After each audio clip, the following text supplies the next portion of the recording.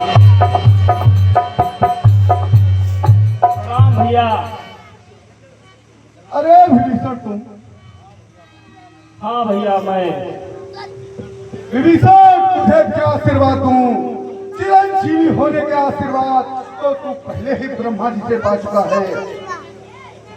हे भैया मुझे इतना ही वरदान दे, मैं सदा धर्म और नीति के मार्ग पर चलूं, कभी अधर्म का मार्ग पे न जाऊं।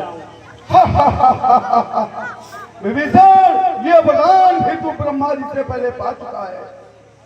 ऐसा लगता है कि इन बातों के पर्दों में अपने धर्म विरुद्ध कार्यों को छुपाने की चेष्टा कर रहा है। मैंने कोई भी कार्य धर्म के विरुद्ध नहीं किया भैया।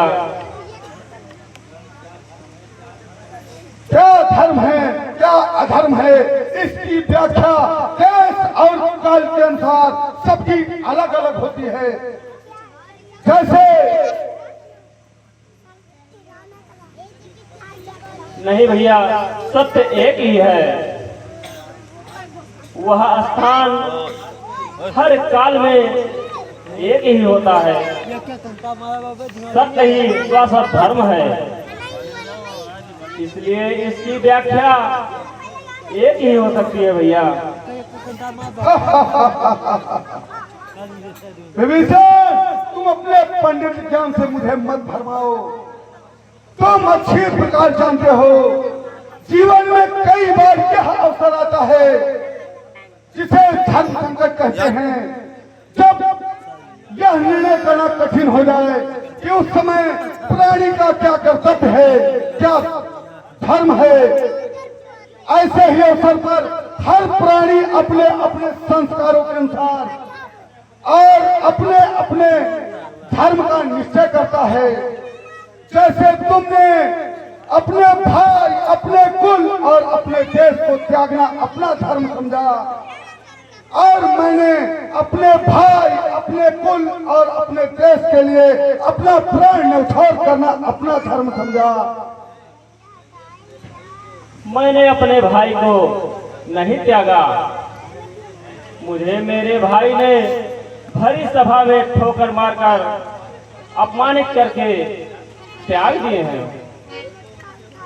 इनको उनके कुल के हित किया। पर्दा हरण हमारे कुल काम का नहीं है, इसलिए श्री राम से विरोध त्याग कर देवी सीता को वापस कर दें। अपने कुल और जनता की रक्षा करें भैया।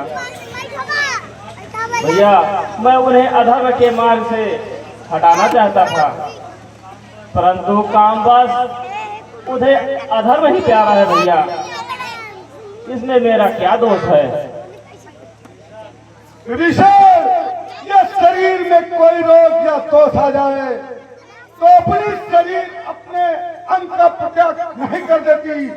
भाई भाई होता है।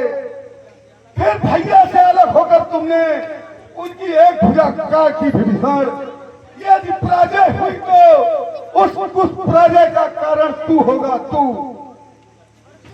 नहीं भैया, मैं उनके पराजय की नहीं, मैं उनके विजय की बात कर रहा था। मैं उनके सामने कुबज और सतमार्ग और श्री राम से संधि का प्रस्ताव लेकर आया था भैया। मैं इस समय यह प्रस्ताव आपके समक्ष भी लाया हूं भैया। यह लंका को जो राज्य रामचंद्र जी ने मुझे दिया है, मैं उस राज्य को अपने आप को देना चाहता हूं भैया। परंतु भैया आप इस संहार को रोकिए, क्योंकि इससे सारी प्रजा और राक्षस जाति का विनाश हो जाएगा भैया। और इसका कारण है महाराज रावण का दुराचरण। आप भी भैया इस दुराचरण से सहमत हैं कि नहीं? बोलिए भैया बोलिए। हाँ भैया, मैं इससे सहमत नहीं हूँ। तो फिर भैया हमारी ओर आ जाइए भैया।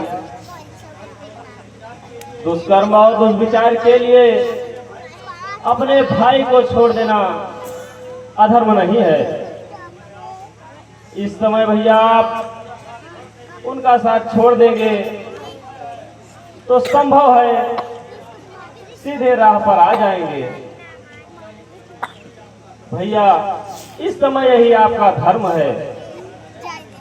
अरे विभीषण, जिसे तू धर्म कह रहा है उससे बड़ा अधर्म और कुछ नहीं है। आने वाली पीढ़ी तुझे चाहे जितना बड़ा धर्मात्मा और राम भक्त क्यों न समझे, परंतु अपने घर से विश्वासघात करने के लिए तू कभी सम्मान की दृष्टि से नहीं देखा जाएगा। विभीषण, अरे जिनसे तू मित्रता की उनके आचरण से कुछ शिक्षा नहीं होती।